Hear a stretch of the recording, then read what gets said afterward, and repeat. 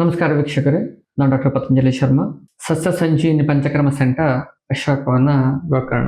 ಇವತ್ತು ಈ ಒಂದು ವಿಡಿಯೋವನ್ನು ತುಂಬ ಜನ ಇಲ್ಲಿ ಬಂದಿರುವಂತಹ ಪೇಷಂಟ್ಸಿಗೆ ಹಾಗೂ ಚಿಕಿತ್ಸೆಗೆ ಅಂತ ಬರುವವರಿಗೆ ಕೆಲವೊಂದು ಗೊಂದಲಗಳಿರುತ್ತೆ. ಆ ಒಂದು ಗೊಂದಲಗಳಿಗೆ ತೆರೆ ಎಳೆಯಬೇಕು ಅಂತ ಈ ಒಂದು ವಿಡಿಯೋವನ್ನ ಮಾಡ್ತಾ ಇದ್ದೇನೆ. ನೀವೇನು ನಮ್ಮ ಚಾನಲ್ ಸಬ್ಸ್ಕ್ರೈಬ್ ಮಾಡ್ಕೊಂಡಿಲ್ಲ ಅಂತಂದ್ರೆ ಈಗಲೇ ಸಬ್ಸ್ಕ್ರೈಬ್ ಮಾಡ್ಕೊಳ್ಳಿ. ನಾವು ಮುಂದೆ ಹಾಕ್ತಾ ಇರುವಂತಹ ವಿಡಿಯೋ ನೋಟಿಫಿಕೇಶನ್ ನಿಮಗೆ ಬರ್ತಾ ಇರ್ತದೆ. ಪಕ್ಕದಲ್ಲಿರುವಂತ ಬೆಲ್ ಐಕನ್ನ ಕ್ಲಿಕ್ ಮಾಡಲಿಕ್ಕೆ ಮರಿಬೇಡಿ. ಇಲ್ಲಿ ಚಿಕಿತ್ಸೆಗೆ ಬರುವವರು ಅಥವಾ ಒಪ್ಪಿಡಿಗೆ ಬಂದವರು, ನಾವು ಕೆಲವೊಮ್ಮೆ ಪಂಚಕರ್ಮ ಮಾಡ್ಕೊಳ್ಬೇಕಾಗತ್ತೆ ಅಂತ ಅಡ್ವೈಸ್ ಮಾಡ್ಕೊಂಡವರು ಕೇಳ್ತಾ ಇರ್ತಾರೆ, ಸರ್ ನಿಮ್ಮಲ್ಲಿ ಇನ್ಶೂರೆನ್ಸ್ ಕ್ಲೇಮ್ ಆಗತ್ತಾ ಅಂತ. ಸೊ ಯಾವ ಇನ್ಶೂರೆನ್ಸ್ ಕ್ಲೇಮ್ ಆಗತ್ತೆ, ನಮಗೆ ರಿಯಂಬರ್ಸ್ಮೆಂಟ್ ಸಿಗತ್ತಾ ಅಥವಾ ಕ್ಯಾಶ್ಲೆಸ್ ಆಗತ್ತಾ, ಹೀಗೆ ತುಂಬಾ ಜನ ಪೇಷಂಟ್ಸು ಕೇಳ್ತಾ ಇರ್ತಾರೆ. ನನಗೆಲ್ಲ ಟೈಮಿಗೆ ಇದನ್ನ ಹೇಳಲಿಕ್ಕೆ ಸಮಯದ ಅಭಾವ ಇರುತ್ತೆ.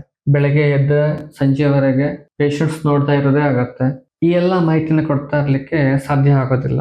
ಯಾರ್ಯಾರಿಗೆ ಇಂಥ ಡೌಟ್ಸ್ ಇರುತ್ತಾ ಅವರಿಗೆ ನಾ ಈ ವಿಡಿಯೋ ಲಿಂಕ್ ಅನ್ನ ಶೇರ್ ಮಾಡಿಬಿಟ್ರೆ ಅವರಿಗೆ ಈ ವಿಡಿಯೋ ನೋಡ್ಬಿಟ್ರೆ ಸಾಮಾನ್ಯವಾಗಿ ಅವರಿಗೆ ಸಂಪೂರ್ಣವಾಗಿ ಅರ್ಥ ಆಗ್ಬೋದು ಅಂತ ಅನ್ಸುತ್ತೆ.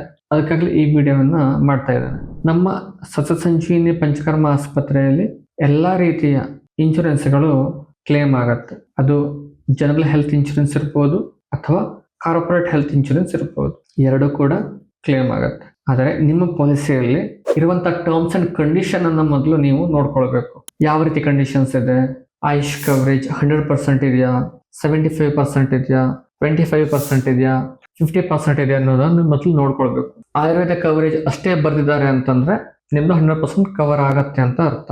ಇನ್ನು ಕೆಲವೊಬ್ರದ್ದು ಆಯುರ್ವೇದ ಅಪ್ ಟು 25% ಸಮ್ ಎಶ್ಯೂರ್ಡ್ ಅಂತ ಇರುತ್ತೆ. ಆವಾಗ ಅವ್ರದ್ದು ಟೋಟಲ್ ಬಿಲ್ಲಿನ ಅಮೌಂಟ್ ಮೇಲೆ 25% ಅಷ್ಟೇ ಕ್ಲೇಮ್ ಆಗುತ್ತೆ ಅಂತ ಅರ್ಥ. ಉದಾಹರಣೆಗೆ 1 ಲಕ್ಷದ ಬಿಲ್ ಆದ್ರೆ ಬರೀ 25,000 ಕ್ಲೇಮ್ ಆಗತ್ತೆ ಅಂತ ಅರ್ಥ.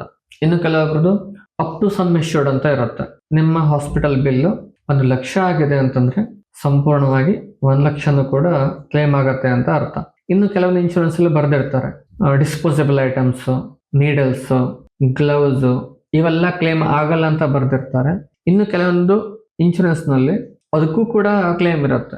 ಅಂದ್ರೆ ಸಮ್ ಎಶ್ಯೂರ್ಡ್ 20 ಲಕ್ಷ 30 ಲಕ್ಷ ಎಲ್ಲ ಇರುವಂತಹದ್ದು ಪ್ರೀಮಿಯಂಗಳನ್ನ ಹೆಚ್ಚಿಗೆ ತುಂಬ್ತಾ ಇರ್ತಾರೆ. ಅವ್ರದ್ದು ಅದಕ್ಕೂ ಡಿಸ್ಪೋಸಬಲ್ಸ್ಗೂ ಕೂಡ ಕ್ಲೇಮ್ ಆಗುತ್ತೆ. ಹೀಗೆ ತುಂಬಾ ರೀತಿಯ ಇನ್ಶೂರೆನ್ಸ್ಗಳು ಇರುತ್ತೆ. ಯಾವುದೇ ಒಂದು ಕಂಪನಿ ಅಂತಲ್ಲ, ಎಲ್ಲಾ ಕಂಪನಿಯಲ್ಲೂ ಕೂಡ ಈ ರೀತಿಯ ಇನ್ಶೂರೆನ್ಸ್ ಇರುತ್ತೆ. ತುಂಬಾ ಜನ ಕೇಳ್ತಾರೆ, ಸರ್ ನೀವು ಅಡ್ವೈಸ್ ಮಾಡಿ ಯಾವ ಇನ್ಶೂರೆನ್ಸ್ ಅನ್ನು ನಾನು ಮಾಡಬಹುದು ಅಂತ. ಸೊ ನಾನು ಯಾವುದೇ ಒಂದು ಪರ್ಟಿಕ್ಯುಲರ್ ಕಂಪನಿಯನ್ನ ಇಲ್ಲಿ ರೆಕಮೆಂಡ್ ಮಾಡ್ಲಿಕ್ಕೆ ಹೋಗೋದಿಲ್ಲ. ಅಂತಕಂದ್ರೆ ಎಲ್ಲ ಇನ್ಶೂರೆನ್ಸ್ ಕಂಪನಿ ಕೂಡ ಒಳ್ಳೇದೇ ಇರುತ್ತೆ, ಎಲ್ಲರಿಗೂ ಕೂಡ ಒಳ್ಳೆ ರಿಯಂಬರ್ಸ್ಮೆಂಟ್ ಅನ್ನ ಕೊಡ್ತಾ ಇರ್ತಾರೆ. ಅದಕ್ಕಾಗಿ ಮೊದಲನೇದಾಗಿ ನೀವು ನೋಡ್ಬೇಕಾಗಿರೋದು ಏನು ಅಂತಂದ್ರೆ ಅದರಲ್ಲಿ ಆಯುರ್ವೇದ ಕವರೇಜ್ ಇದೆಯಾ ನಿಮ್ಮ ಇನ್ಶೂರೆನ್ಸ್ ನಲ್ಲಿ. ಆಯುರ್ವೇದ ಕವರೇಜ್ ಇದೆ ಹೇಳಾದ್ರೆ ಎಷ್ಟು ಕ್ಲೇಮ್ ಆಗುತ್ತೆ ಹೇಳೋದನ್ನ ಮೊದಲು ನೋಡ್ಕೊಳ್ಳಿ. ಆಯುರ್ವೇದ ಕವರೇಜ್ ಇದೆ ಹೇಳಾದ್ರೆ ಆಯುಷ್ ಕವರೇಜ್ ಅಂತ ಇರುತ್ತೆ, AYUSH ಆಯುಷ್ ಕವರೇಜ್ ಅಂತ ಇರುತ್ತೆ.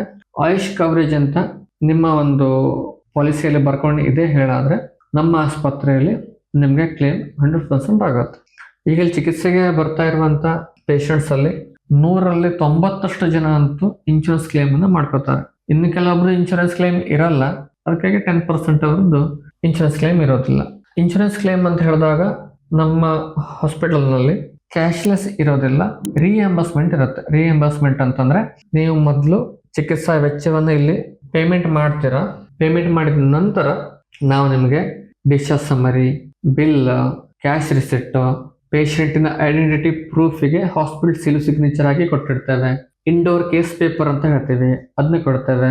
Pre authorisation request, approval letter, ಇವುಗಳನ್ನೆಲ್ಲದನ್ನು ಕೂಡ ನಿಮ್ಗೆ ಕೊಡ್ತೀವಿ. ಲಾಸ್ಟಿಗೆ ಒಂದು ಪಾರ್ಟ್ ಬಿ ಅಂತ ಇರುತ್ತೆ. ಪಾರ್ಟ್ ಬಿ ದಲ್ಲಿ ನಾವು ನಿಮ್ಮ ಡೀಟೇಲ್ಸ್ ಅನ್ನೆಲ್ಲ ತುಂಬಿ ನಿಮಗೆ ಸೀಲು ಸಿಗ್ನೇಚರ್ ಹಾಕಿ ಫಿಲ್ ಮಾಡಿ ಕೊಡ್ತೇವೆ. ನೀವು ನಿಮ್ಮ ಒಂದು ಅಕೌಂಟ್ ಡೀಟೇಲ್ಸು ಕೆಲವೊಂದು ಬೇರೆ ಬೇರೆ ನಿಮ್ಗೂ ಕೂಡ ಹೇಳಿರ್ತಾರೆ ಅವರು, ಅದನ್ನೆಲ್ಲ ತುಂಬಿ ಅವ್ರಿಗೆ ಸಬ್ಮಿಟ್ ಮಾಡಿದಾಗ ನಿಮ್ ಇಲ್ಲಿ ಪೇ ಮಾಡಿರುವಂತಹ ಹಣ ನಿಮ್ಮ ಬ್ಯಾಂಕ್ ಅಕೌಂಟಿಗೆ ಬರುತ್ತೆ. ಅದಕ್ಕೆ ರಿಯಂಬರ್ಸ್ಮೆಂಟ್ ಅಂತ ಹೇಳ್ತೀವಿ. ನಿಮ್ಗೆ ನೀಡಿರುವಂತಹ ಚಿಕಿತ್ಸೆಯ ಹಣ ನಿಮ್ಗೆ ಸುಮಾರು 1 ತಿಂಗಳಲ್ಲಿ, ಇನ್ನು ಕೆಲವೊಬ್ರಲ್ಲಂತೂ 1 ವಾರಕ್ಕೆ ರಿಯಂಬರ್ಸ್ಮೆಂಟ್ ಆಗಿದ್ದು ಇದೆ, ಇನ್ನು ಕೆಲವೊಂದು 1 ತಿಂಗಳಿಗೆ ಆಗಿದ್ದು ಇದೆ. ನೀವು ಯಾವ ರೀತಿ ಅಪ್ರೋಚ್ ಮಾಡಿರ್ತೀರಿ, ನಿಮ್ಗೆ ಇನ್ಶೂರೆನ್ಸ್ ಮಾಡಿಕೊಟ್ಟವ್ರು ಇರ್ತಾರೆ, ಇನ್ಶೂರೆನ್ಸ್ ಏಜೆಂಟ್ಸ್ ಅಂತ ಹೇಳ್ತೀವಿ, ಅವ್ರ ಥ್ರೂ ನೀವು ಮಾಡಿಸಿರ್ತೀರ. ಪ್ರತಿಯೊಂದು ಕಂಪನಿ ಕೂಡ ಒಂದು ಏಜೆಂಟ್ ಇರ್ತಾರೆ. ಅವರು ನಿಮ್ಗೆ ಎಲ್ಲ ಡಾಕ್ಯುಮೆಂಟ್ ತಗೊಂಡು ಅಪ್ಲೋಡ್ ಮಾಡಿ ಪ್ರೊಸೆಸಿಂಗ್ ಮಾಡಿಸಿ ಎಲ್ಲ ಮಾಡೋದಿರುತ್ತೆ. ಇನ್ನು ಕೆಲವೊಬ್ರು ಆನ್ಲೈನ್ ಅಲ್ಲಿ ಕೂಡ ಮಾಡ್ಕೋತಾರೆ. ಆನ್ಲೈನ್ ಮಾಡ್ಕೊಳ್ಳಿಕ್ಕೆ ಎಲ್ಲರಿಗೂ ತಿಳಿಯೋದಿಲ್ಲ. ಆವಾಗ ನೀವು ಯಾರ ಥ್ರೂ ನೀವು ಇನ್ಶೂರೆನ್ಸ್ ಮಾಡಿಸಿದಿರ ಅವರಿಗೆ ಹೋಗಿ ಅಪ್ರೋಚ್ ಆಗಬೇಕು. ಈ ನಮ್ಮೆಲ್ಲ ಡೀಟೇಲ್ಸನ್ನು ಅವ್ರಿಗೆ ಸಬ್ಮಿಟ್ ಮಾಡಬೇಕು.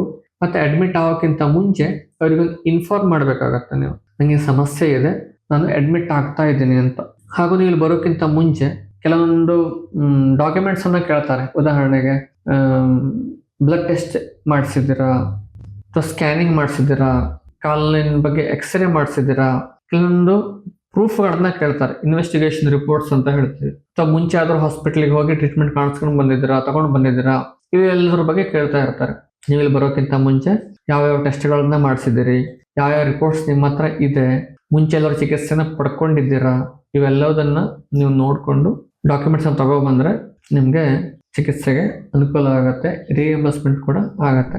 ಇನ್ನು ಕೆಲವೊಂದಿಷ್ಟಕ್ಕೆ ಪ್ರೀ ಎಕ್ಸಿಸ್ಟಿಂಗ್ ಡಿಸೀಸ್ ಅಂತ ಹೇಳ್ತೀವಿ. ಅದಕ್ಕೆಲ್ಲ ಕೆಲವೊಂದು ವೇಟಿಂಗ್ ಪೀರಿಯಡ್ ಇರುತ್ತೆ. ಉದಾಹರಣೆಗೆ ಒಬ್ಬನಿಗೆ ಶುಗರ್ ಇದೆ, BP ಇದೆ ಅಂತ ಹೇಳಿದಾಗ ಇವತ್ತು ಇನ್ಶೂರೆನ್ಸ್ ಪಾಲಿಸಿನ ಮಾಡಿಸಿದ ಹೇಳಿದ್ರೆ ಕೆಲವೊಂದರಲ್ಲಿ 2 to 3 years ವೇಟಿಂಗ್ ಪೀರಿಯಡ್ ಇರುತ್ತೆ.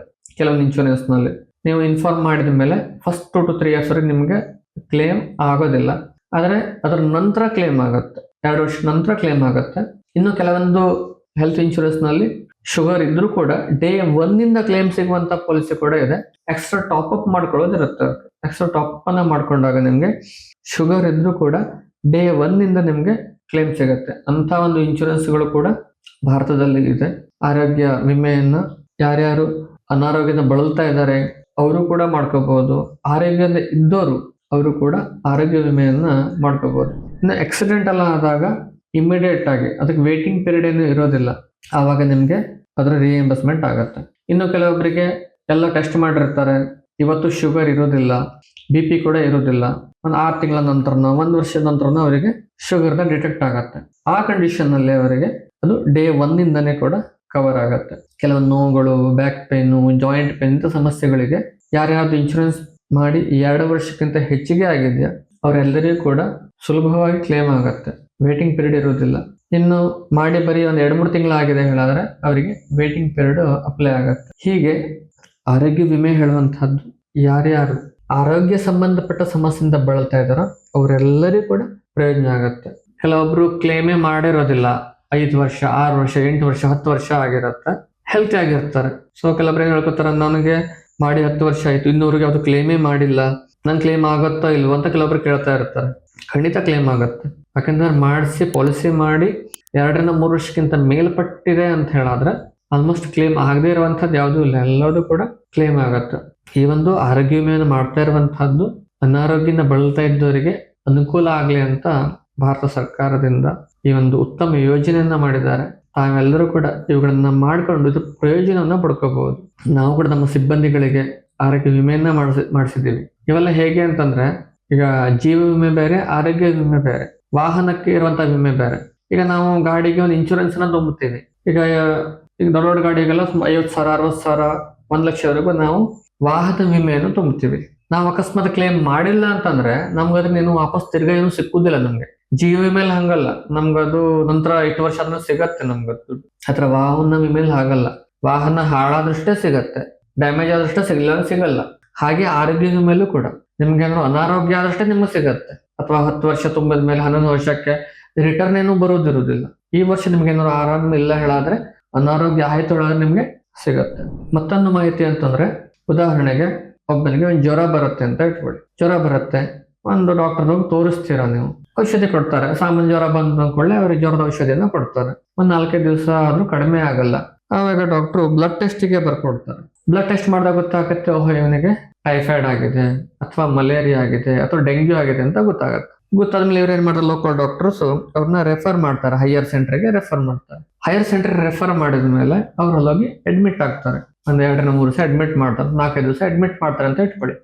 ಆವಾಗ ನೀವು ಇನ್ಶೂರೆನ್ಸ್ ಕ್ಲೇಮ್ ಅನ್ನ ಮಾಡಿದಾಗ ಲೋಕಲ್ ಡಾಕ್ಟರ್ಸ್ಗೆ ತೋರಿಸಿರುವಂತ ಒಂದು ಮೆಡಿಸಿನ್ ಪ್ರಿಸ್ಕ್ರಿಪ್ಷನ್ ಹಾಗೂ ಬಿಲ್, ಲ್ಯಾಬಿನ ಪ್ರಿಸ್ಕ್ರಿಪ್ಷನ್ ಹಾಗೂ ಬಿಲ್, ಇವುಗಳನ್ನ ಸಬ್ಮಿಟ್ ಮಾಡಿದ್ರೆ ಅಡ್ಮಿಟ್ ಆದ ಹಾಸ್ಪಿಟಲ್ ಬಿಲ್ ಜೊತೆಗೆ ಇದು ಕೂಡ ಕ್ಲೇಮ್ ಆಗುತ್ತೆ. ಇದಷ್ಟೇ ಅಲ್ಲದೆ ಇದರ ನಂತರ ಕೊಡುವಂತ ಫಾಲೋ ಅಪ್ ಮೆಡಿಸಿನ್ಸ್ ಗಳ ಬಿಲ್ ಅದು ಕೂಡ ನಿಮ್ಗೆ ಕ್ಲೇಮ್ ಆಗುತ್ತೆ. ಕೆಲವೊಂದು ಇನ್ಶೂರೆನ್ಸ್ ನಲ್ಲಿ ಅಡ್ಮಿಟ್ ಆಗಿರುವ 3 ತಿಂಗಳ ಮುಂಚೆ ಹಾಗೂ 6 ತಿಂಗಳ ನಂತರದ ಫಾಲೋ ಅಪ್ ಟ್ರೀಟ್ಮೆಂಟ್ಗಳು ಅಥವಾ ಇನ್ವೆಸ್ಟಿಗೇಷನ್ಸ್ಗಳು ಇವೆಲ್ಲವೂ ಕೂಡ ಕ್ಲೇಮ್ ಆಗುತ್ತೆ. ಹೀಗೆ ನೀವು ಆರೋಗ್ಯ ವಿಮೆಯನ್ನ ಮಾಡ್ಕೊಂಡ್ರೆ ನಮ್ಗೆ ಕಷ್ಟಕಾಲದಲ್ಲಿ ತುಂಬಾ ಅನುಕೂಲ ಆಗುತ್ತೆ. ಈಗ ನೋಡಿ, ಒಂದು ಹಾಸ್ಪಿಟಲ್ಗೆ ಹೋದ್ರೆ ಬಿಲ್ ತುಂಬಾ ಆಗತ್ತೆ. ನಮ್ಮ ಹತ್ರ ಎಟ್ ಎ ಟೈಮ್ ಅಷ್ಟು ಅಮೌಂಟ್ ಕೊಡ್ಲಿಕ್ಕೆ ಸಾಧ್ಯ ಆಗ್ತಾ ಇರೋದಿಲ್ಲ. ಇಂತಹ ಒಂದು ಆರೋಗ್ಯ ವಿಮೆ ನೀವು ಮಾಡಿಕೊಂಡ್ರೆ ನಮ್ಮೆಲ್ಲರಿಗೂ ಕೂಡ ಒಂದೇ ಸಲ ಅಷ್ಟು ಪೇಮೆಂಟ್ ಮಾಡಲಿಕ್ಕೆ ಹಣ ಸಹಾಯ ಸಿಗತ್ತೆ. ನೀವು ದೊಡ್ಡ ಹಾಸ್ಪಿಟ್ಲಿಗೆಲ್ಲ ಹೋದ್ರೆ ಕ್ಯಾಶ್ಲೆಸ್ ಸೌಲಭ್ಯ ಇರುತ್ತೆ ಅಲೋಪತಿಯಲ್ಲಿ, ಅದಕ್ಕೂ ಕೂಡ ಹೆಲ್ಪ್ ಆಗುತ್ತೆ. ಈಗ ಆಯುಷ್ ಕವರೇಜ್, ಆಯುರ್ವೇದ ಕವರೇಜ್ ಇದೆ ಅಂತಂದ್ರೆ ಆಯುರ್ವೇದ ಅಷ್ಟೇ ನಿಮಗೆ ರಿಯಂಬರ್ಸ್ಮೆಂಟ್ ಆಗುತ್ತೆ ಅಂತ ಅಲ್ಲ, ಅಲೋಪತಿ ಹಾಸ್ಪಿಟಲ್ ಕೂಡ ನಿಮಗೆ ರಿಯಂಬರ್ಸ್ಮೆಂಟ್ ಅಥವಾ ಕ್ಯಾಶ್ಲೆಸ್ಗಳು ಸಿಗತ್ತೆ. ನಾನು ಅಡ್ವೈಸ್ ಮಾಡೋದೇನು ಅಂತಂದ್ರೆ, ಪ್ರತಿಯೊಬ್ಬರು ಕೂಡ ಈ ರೀತಿಯ ಆರೋಗ್ಯ ವಿಮೆಯನ್ನ ಮಾಡ್ಕೊಂಡ್ರೆ ನಮಗೆ ಅನಾರೋಗ್ಯ ಆದಾಗ ತುಂಬಾ ಹೆಲ್ಪ್ ಆಗುತ್ತೆ. ಹೇಗೆ ವಾಹನನ ರಸ್ತೆಯಲ್ಲಿ ಇಳಿಸ್ಬೇಕು ಹೇಳಾದ್ರೆ ವಿಮೆಯಲ್ಲಿ ಇಳಿಸ್ಲಿಕ್ಕೆ ಬಿಡಲ್ಲ, ಹಾಗೆ ಪ್ರತಿಯೊಬ್ಬರು ಕೂಡ ಜೀವ ವಿಮೆಯನ್ನ ಮಾಡ್ಕೊಳ್ಬೇಕು, ಆರೋಗ್ಯ ವಿಮೆಯನ್ನ ಮಾಡ್ಕೊಳ್ಬೇಕು. ಇದು ನಮಗೋಸ್ಕರ ಅಲ್ವಾ, ನಮ್ಮ ಆರೋಗ್ಯಕ್ಕೋಸ್ಕರ, ನಮ್ಮ ಜೀವಕ್ಕೋಸ್ಕರ ಮಾಡ್ಕೊಳ್ಳುವಂತಹದ್ದು. ಹೇಗೆ ನಾವು ನಮ್ಮ ಗಾಡಿಗೆ ಮಾಡ್ತೀವ, ನಮ್ಮ ವಾಹನಕ್ಕೆ ಮಾಡ್ತೀವಿ, ನಮಗೆ ನಮ್ಮ ವಾಹನದ ಮೇಲೆ ವ್ಯಾಮೋಹ ಹೆಚ್ಚು. ನಾವು ಗಾಡಿ ಸರ್ವಿಸಿಂಗ್ಗೆ ಬೇಕಾದ್ರೆ ಲಕ್ಷಾಂತರ ಗಟ್ಟಲೆ ಖರ್ಚು ಮಾಡ್ತೀವಿ. ಅದು ನಮ್ಮ ಆರೋಗ್ಯಕ್ಕೆ ಅಂತಂದ ಕೂಡಲೇ ಅದ್ರ ಬಗ್ಗೆ ನಾವು ತಲೆ ಕೆಡಿಸ್ಕೊಳ್ಲಿಕ್ಕೆ ಹೋಗಲ್ಲ. ಹಾಗೆ ಮಾಡದೆ ನಮ್ಮ ವಾಹನಕ್ಕಿಂತ ನಮ್ಮ ಜೀವ ಮುಖ್ಯ, ನಮ್ಮ ದೇಹ ಮುಖ್ಯ, ನಮ್ಮ ಆರೋಗ್ಯ ಮುಖ್ಯ. ಇದ್ರ ಕಡೆ ಪ್ರತಿಯೊಬ್ಬರು ಗಮನ ಕೊಟ್ಟು ನಿಮ್ಮ ಆರೋಗ್ಯವನ್ನ ಬೆಳೆಸ್ಕೊಳ್ಳಿ.